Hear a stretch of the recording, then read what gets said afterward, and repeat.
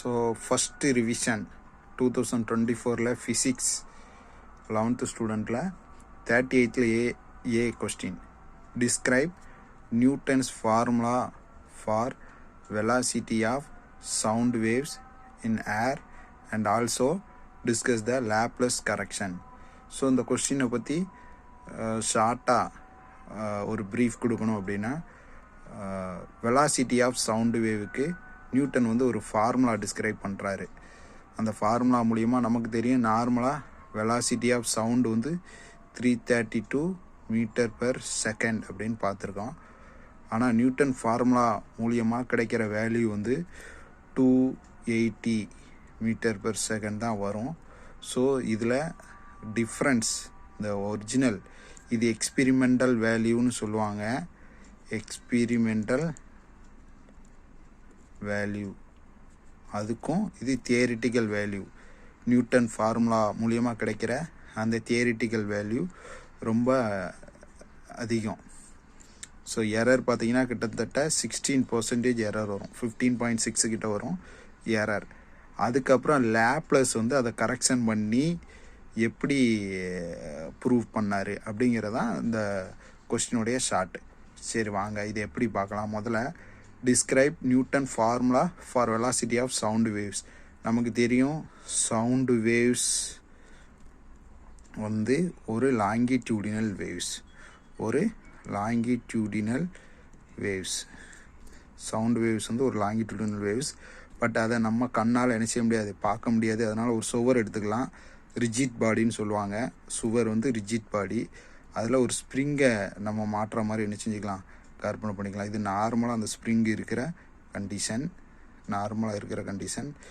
இப்போ இந்த ஸ்ப்ரிங்கை நான் இழுக்கிறேன், அதாவது புல் பண்ணுறேன். புல் பண்ணும்போது எனக்கு என்ன ஆகும், இந்த ஸ்ப்ரிங்கு இப்படி வரும், சரிங்களா, இப்படி வரும். ஸோ இப்படி சேர்ந்து இருக்கிறத கம்ப்ரஷன், அதாவது கம்ப்ரஷன்னா சுருக்கம்னு சொல்லுவாங்க தமிழில். இது ரேர் ஃப்ராக்ஷன். இந்த கான்செப்டை புரிஞ்சுக்கிட்டிங்கன்னா உங்களுக்கு ஈஸி. நமக்கு ஏரை கண்ணால் பார்க்க முடியாது, அதனால் ஸ்ப்ரிங்கை ஒரு எக்ஸாம்பிள் எடுத்துக்கிட்டு அதை இழுக்கிற மாதிரி கற்பனை பண்ணுறோம். ஸோ இழுக்கும்போது ஸ்ப்ரிங் இப்படி தான் வரும், ஒரு சைடு சுருங்கியும் ஒரு சைடு விரிஞ்சும் வரும். அந்த சுருங்கிறது கம்ப்ரஷன் சொல்லுவோம், விரிகிறது ரேர் ஃப்ராக்ஷன் சொல்லுவோம். ஸோ நியூட்டன் இதை வச்சு தான் ஃபார்முலா டெரைவ் பண்ணி கொண்டு வராரு, சரிங்களா. அடுத்தது இன்னொன்று என்னென்னா, வெலாசிட்டி ஆஃப் ஏர் இன்னொன்று எலாசிட்டி மீடியத்துக்கு நம்ம டெரைவ் பண்ணி வச்சுருக்கோம். Velocity of sound waves in elasticity மீடியத்துக்கு நம்ம டெரைவ் பண்ணி வச்சுருக்கோம். அது என்னென்னா V = √k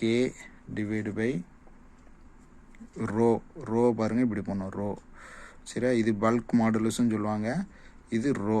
இங்கே கேங்கிறது பல்க் மாடுலஸ், இது ரோ. இது already velocity of air in elasticity மீடியத்துக்கு நம்ம டெரைவ் பண்ணி வச்சுருக்கோம். ஆனால் அக்கார்டிங் டு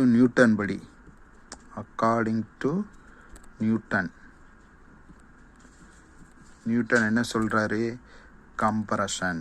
முதல்ல என்னது, கம்ப்ரஷன் ஆகும்போது என்ன ஆகுது, இந்த இடத்துல வால்யூம் குறையுது. நீங்களே பார்த்துருக்கீங்க, வால்யூம் என்ன செய்யுது, குறையுது. வால்யூம் டிக்ரீசஸ் பட் ப்ரெஷர் இந்த இடத்துல எப்படி இருக்கும், increases. But pressure increases. So pressure increase ஆகும்போது ஆட்டோமேட்டிக்காக ஹீட் இஸ் ப்ரொடியூஸ்ட், சரிங்களா. இது கம்ப்ரஷன் பாட்டுக்கு. அதே இது ரேர் ஃப்ராக்ஷனுக்கு என்ன ஆயிருக்கு, வால்யூம் கூடி இருக்கு. அப்போ volume increases but pressure decrease ஆகுது. So heat is loss. ஒன்றுக்குன்னு ஆப்போசிட், கம்ப்ரஷனுக்கு நேராக ஆப்போசிட் தான் rare fraction. So heat rare ஃப்ராக்ஷனில் லாஸ் ஆகுது. இந்த ப்ராசஸ் ரொம்ப ஸ்லோ. ஸோ டெம்பரேச்சர் வந்து கான்ஸ்டண்ட்டாக இருக்கும். ஏன்னா ரொம்ப ஸ்லோவாக இருக்கிறதுனால இந்த ப்ராசஸ் வந்து ரொம்ப ஸ்லோ. நல்லா கவனிங்க, இந்த ப்ராசஸ் கம்ப்ரஸ் ஆகி ரேர் ஃப்ராக்ஷன் ஆகிற ப்ராசஸ் ரொம்ப ஸ்லோவாக இருக்கிறதுனால டெம்பரேச்சர் வந்து கான்ஸ்டன்ட். ஸோ இப்போ ஒரு லா உங்களுக்கு ஞாபகம் வரணும். அதாவது ப்ரெஷரும் வியும் மாறுது, ஆனால் டெம்பரேச்சர் கான்ஸ்டண்ட்டாக இருக்குது. அதுக்கு பேர் ஐசோதெர்மல் ப்ராசஸ். ஐசோதெர்மல் ப்ராசஸ், சரிங்களா? ஸோ இது ஐசோதெர்மல் ப்ராசஸ் அப்படிங்கிறதுனால which obey Boyle's law. Boyle's லாவை ஒபே பண்ணுது. பாயில்ஸ் லா என்னது? PV equal to constant. PV equal to constant. இங்கே அப்படி தான், PV equal to constant. Temperature வந்து கான்ஸ்டன்ட். ஸோ இது ஈக்குவேஷன் 1ன்னு வச்சுட்டு இதை டிஃப்ரென்ஷியேட் பண்ணணும். டிஃப்ரென்ஷியேட் பண்ணோம் அப்படின்னா 2 இருக்குது. பியை மட்டும் வச்சுட்டு வியை பண்ணணும். டிவி பை டிபி ப்ளஸ் வியை வச்சுட்டு பியை பண்ணணும். டிபி. ஸோ பிஏ பண்ணும்போது விஏ மட்டும் வச்சுட்டு பிஏ பண்ணால் டிபி ஈக்குவல் டு, சார் இந்த இடத்துல பிஏ வச்சுட்டு விஏ பண்ணோன்னா டிவி தான். அதேமாரி விஏ வச்சுட்டு டிபிஏ பண்ணும்போது டிபி, சரிங்களா? ஈக்குவல் டு கான்ஸ்டண்ட்டாக பண்ணும்போது 0. ஸோ இப்போ என்ன பண்ணுறேன்? பி டிவி ஈக்குவல் டு இந்த ப்ளஸ்ஸு இங்கே போயிடுது, மைனஸ் வி டிபி அப்படின்னு எடுத்துக்கிறேன், சரிங்களா? ஸோ இப்போ நமக்கு என்ன வேணும்? ப்ரெஷர் மட்டும் தான் வேணும். So minus DV DP by DV அப்படின்னு கிடைக்கும். ஸோ இங்கே என்ன கவனிக்கணும் அப்படின்னா மைனஸ் டிபி பை டிவி அப்படிங்கிறது ஈக்குவல் டு பல்க் மாடுலஸ். கேங்கிறது பல்க் மாடுலஸ். ஸோ இதில் ஐசோதெர்மனால கேஐ, சரிங்களா? இது ஈக்குவேஷன் நம்பர் 2 அப்படின்னு வச்சுக்கலாம், சரிங்களா? ஸோ இப்போ நம்ம அடுத்தது என்ன பண்ண போகிறோன்னா, நமக்கு தெரியும் V equal to root of K by rho. இது சொல்லிட்டேன். இந்த velocity of sound in elastic medium V value தெரியும். இந்த வி வேல்யூ தூக்கி 2ல் என்ன செஞ்சிட வேண்டியதான்? சப்ஸ்டியூட் பண்ண வேண்டியதான். ஸோ இங்கே அடுத்து என்ன பண்ண போகிறேன்? ஈக்குவேஷன் 2வையும் இந்த V equal to root K by ரோயும் கம்பேர் பண்ண போகிறேன். எப்படி மாறுது பாருங்கள். வி டி இங்கே டெம்பரேச்சர்னால T equal to root of K bulk மாடுலஸ்ன்னு சொல்லியிருக்கேன். அது ஐசோதெர்மல் ப்ராசஸ்னால ஐ. மறந்துடாதீங்க, ஐசோதெர்மல் ப்ராசஸ்னால் ப்ரெஷரும் வால்யூமும் வேரி ஆகும், டெம்பரேச்சர் கான்ஸ்டண்ட்டாக இருக்கும். அப்படி இருந்துன்னா அது ஐசோதெர்மல். டிவைடு பை ரோ அப்படி தான் இருக்கும், சரிங்களா? ரோ. ஸோ நெக்ஸ்ட்டு ஸ்டெப்பில் விடி ஈக்குவல் டு இந்த கேக்கு பதில் பி சப்ஸ்டியூட் பண்ணுறேன். பி பை ரோ பாருங்கள், ரோக்கும் பிக்கு டிஃப்ரென்ஸ் பண்ணி எழுதணும், சரியா? பி பை ரோ அப்படின்னு வந்துடும். ஸோ இங்கே நமக்கு ஒரு விஷயம் தெரியணும். Pressure of air at normal temperature pressure. இது நம்ம படிச்சிருக்கோம். பின்னா ப்ரெஷர் வேல்யூ எவ்வளோனா 76 சென்டிமீட்டர் ஆஃப் ஹெச்ஜி. ஹெச்ஜினா மெர்க்குரி. அது மட்டும் இல்லாமல் ப்ரெஷருக்கு ஒரு ஃபார்முலா பிடிச்சிருக்கோம், ஹைச் ரோ இன்ட்டு ஜி, சரிங்களா? ஸோ நம்ம pressure equal to H rho G. இதுக்கு நான் என்ன அர்த்தம்னா, ப்ரெஷர் ஹைட்டு கூடுனா ப்ரெஷர் கூடும், அதேமாரி ப்ரோ டென்சிட்டி அது கூடினாலும் ப்ரெஷர் கூடும், அதேமாரி கிராவிட்டி பொறுத்தும் ப்ரெஷர் கூடும். ஸோ இது மூணுக்கும் டைரக்ட்லி ப்ரொபோஷ்னல். இப்போ என்ன ஆகுது? பி ஈக்குவல் டு ஹைச்சுக்கு தான் இந்த வேல்யூ, சரிங்களா? 76. ஹெச்சோட வேல்யூ தான் இது. 76 இன்ட்டு 10⁻⁻2 சென்டிமீட்டர் மீட்டராக மாத்திரம் இன்ட்டு ரோ அப்படின்னா டென்சிட்டி ஆஃப் மெர்க்குரி. என்ன மெமரைஸ் பண்ணிக்கிறீங்க? 13.6 into 10⁻³ 13.6 into 10 to the power of 3. அதேமாரி G கிராவிட்டி வேல்யூ 9.8. இந்த வேல்யூ சப்ஸ்டிட் பண்ணும்போது கவனிங்க, இங்கே P வேல்யூ வேணும். இந்த P வேல்யூவை தான் கண்டுபிடிக்கிறோம். P equal to H into rho into G. H value நமக்கு தெரியும். Pressure of air at normal temperature and pressure 76 சென்டிமீட்டராக இருக்குது. நம்ம என்ன செஞ்சுருக்கோம், மீட்டராக மாற்றி போட்டிருக்கோம். ரோ அப்படிங்கிறது density of mercury 13.6 into 10 to the power of 3 வரும் இன்ட்டு 9.8ங்கிறது கிராவிட்டி. சரியா?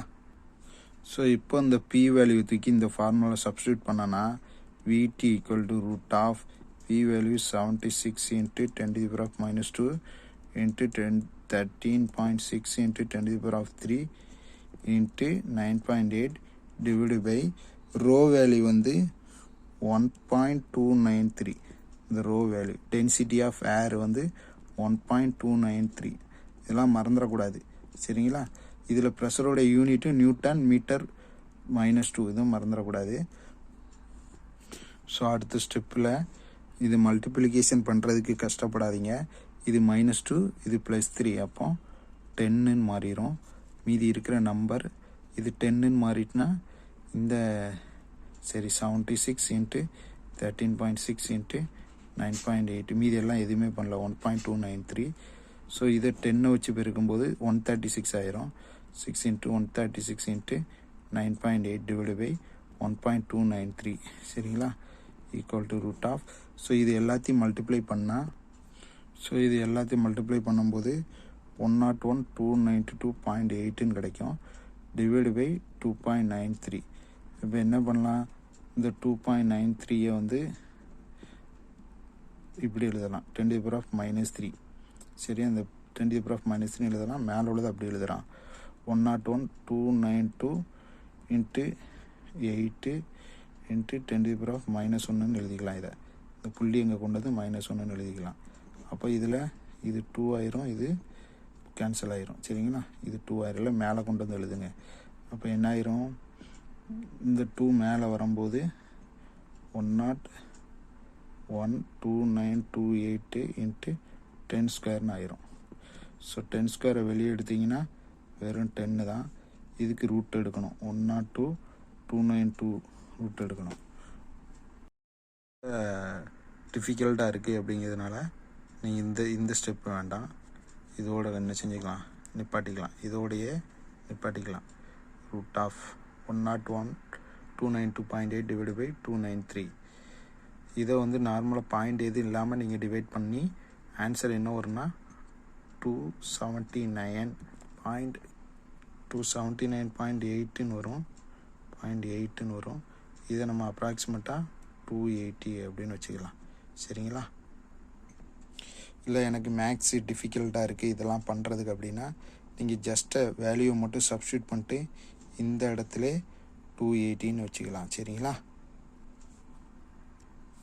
ஸோ வந்து நியூட்டன் ஃபார்முலா படி வெலாசிட்டி ஆஃப் சவுண்ட் வேவ் வந்து 280 மீட்டர் பெர் செகண்ட் வருது. நார்மலாக நமக்கு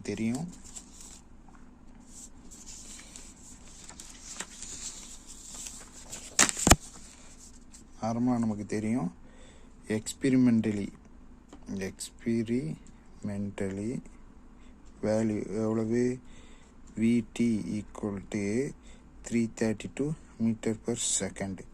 ஸோ வந்து பர்சன்டேஜ் ஆஃப் எரர் வேணும் அப்படின்னா equal to ΔX by X into 100%ன்னு சொல்லுவாங்க.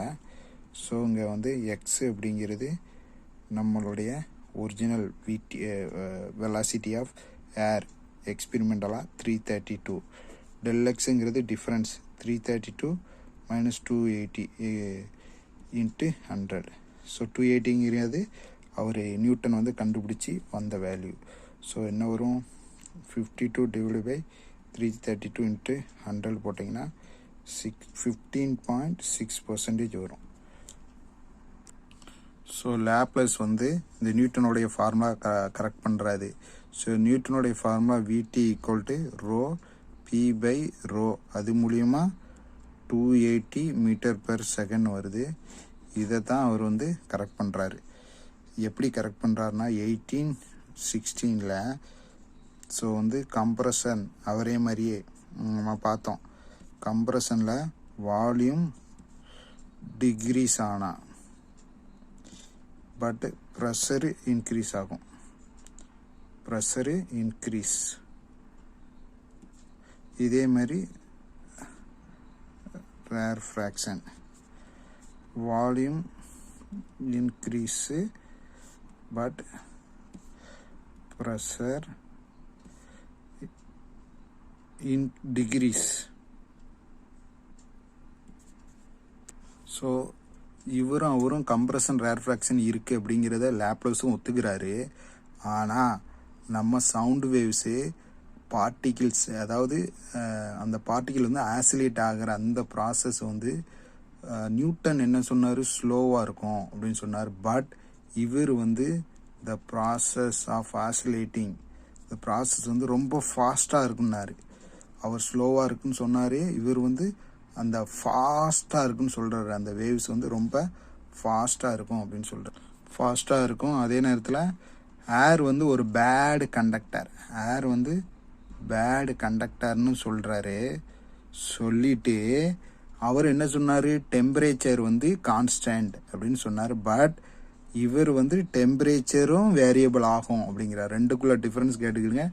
Temperature also variable.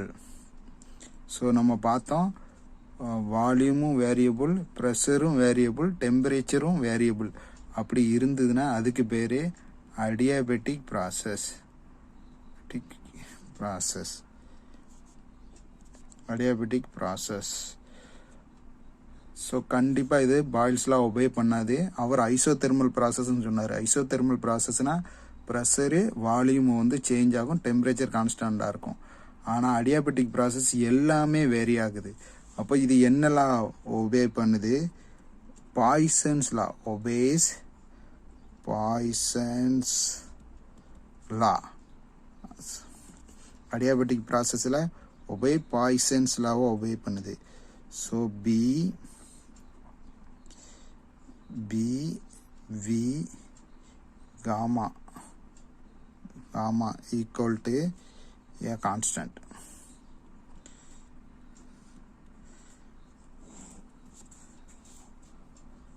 ஸோ நம்ம வந்து இந்த காமா வேல்யூவை டெரைவ் பண்ணி வச்சுருக்கோம். காமா வேல்யூ என்ன அப்படின்னா சிபி பை சிவி அப்படின்னு சொல்லி டெரைவ் பண்ணி வச்சுருக்கோம். சிபினா specific heat capacity of constant pressure, specific heat capacity at constant volume. எவ்வளவு? ஸோ எவ்வளவு அப்படின்னா 1.4. இது நீங்கள் நல்லா ஞாபகம் வச்சுக்கணும். காமாவோட value CP by CV equal to 1.4. Next differentiate பண்ணணும். டிஃப்ரென்ஷியேட் பண்ணும்போது ரொம்ப கவனிக்கணும். இதை வச்சுட்டு இதை பண்ணணும். ஆனால் இங்கே வி பவர் காமான் இருக்கு. நமக்கு D X power N divide by DX equal to NX power n-1 அப்படின்னு படிச்சிருக்கோம்.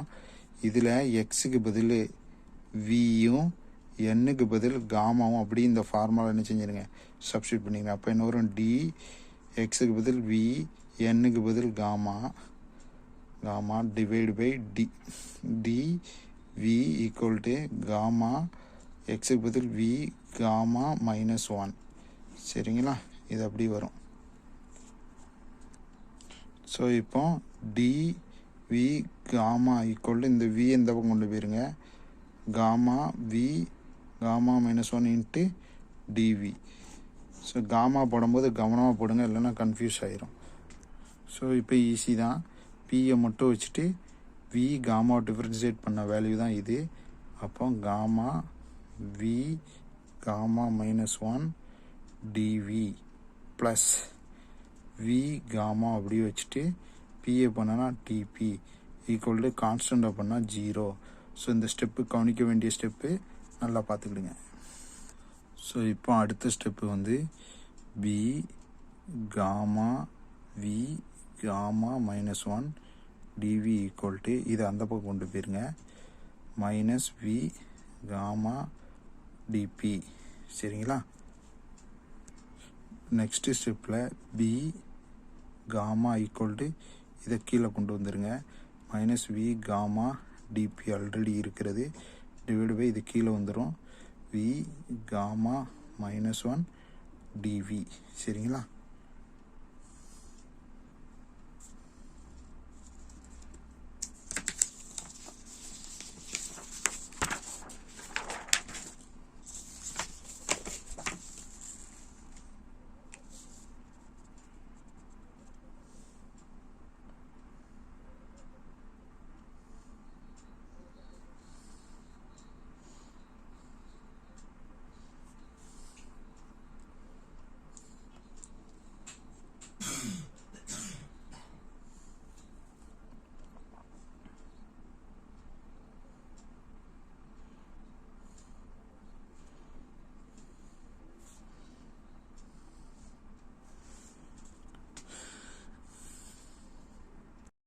நெக்ஸ்ட் ஸ்டெப்பில் P gamma equal to minus VR DP divide by இந்த விஆர் என்ன சொன்னேன், வி காமா ஸோ இதை பிரிக்கிறேன், V power gamma into V power minus gamma. சரிங்களா? Sorry -1 minus காமாவில் -1 இதை பிரிக்கிறேன், V power gamma dot V power -1. அதாவது எப்படி இருக்குன்னா 10x + y x + y equal to எப்படி வரும் 10x இட்டு 10y. பேஸ் ரெண்டு சேமாக இருந்தால் டாப் ரெண்டும் ஆட் பண்ணுற மாதிரி இந்த இதில் இப்படி பிரிச்சிருக்கோம் இன்ட்டு டிவி. ஸோ இந்த இடத்துல ஸ்டெப் எப்படி வருதுன்னா இங்கே எழுதுகிறேன், பி காமா ஈக்குவல் டு இந்த இதுவும் கேன்சல் ஆகிரும், மீதி இருக்கிறது என்ன, இந்த வி -1 மேலே வரும்போது மைனஸ் வி அப்படி தான் இருக்குது, இங்கே மைனஸ் இருக்குது, வி பவர் -1 மேலே வரும்போது வின்னு ஆயிரும் டிபி பை டிவி. ஸோ இங்கேருந்து எழுதியிருக்கேன் ஸ்டெப்பு, விஆரும் கேன்சல் ஆகிருது, வி பவர் -1 மேலே வந்திருக்கு, ஏற்கனவே ஒரு மைனஸ் இருக்குது, டிபி பை டிவி இருக்கிறதான் எழுதியிருக்கேன். சரிங்களா? ஸோ இது அடியாபெட்டிக் பல்க் மாடுலஸ் அப்படின்னு சொல்கிறோம். ஸோ இந்த ஈக்குவேஷனுக்கு பேர் அடியாபெட்டிக் பல்க் மாடுலஸ். ஸோ நமக்கு தெரியும் V equal to root of bulk modulus divide by rho. இது டெரைவ் பண்ணி வச்சுருக்கோம். இப்போ அடியாபெட்டிக்னால விஏ ஈக்குவல் டு இது வி நோ தட் நமக்கு இந்த ஃபார்முலா தெரியும். ஸோ இப்போ அடியாபெட்டிக்னால VA equal to root of bulk modulus adiabatic process divide by rho அப்படி மாறும். இதுக்கப்புறம் நமக்கு தெரியும் ரூட் ஆஃப் கேஏ வேல்யூ வந்து KA rho gamma divide by rho சரி, இது P gamma divide by rho, இது பி, அதாவது மாற்றி போட்டுறாதீங்க, ரொம்ப கவனமாக இருக்கணும், இது பி. சரிங்களா? ஸோ இப்போ என்ன பண்ண போகிறேன், இதை பிரித்து எழுத போகிறேன், root R equal to root of root gamma ஆறுன்னு சொல்லக்கூடாது, gamma equal to P by rho. So இதோட வேல்யூ 1.4, இதோட வேல்யூ. ஸோ இப்போ இந்த இடத்துல காமாக்கு பதில் 1.4 போட்டாச்சு, அதோட வேல்யூ ஆல்ரெடி பார்த்துருக்கோம். பி பை ப்ரோ நியூட்டனுடைய வேல்யூ, இது வந்து நியூட்டனோட வேல்யூ அளவு 280, இது ரெண்டுத்தையும் மல்டிப்ளை பண்ணோன்னா 331.30 மீட்டர்/செகண்ட் அப்படின்னு வரும்.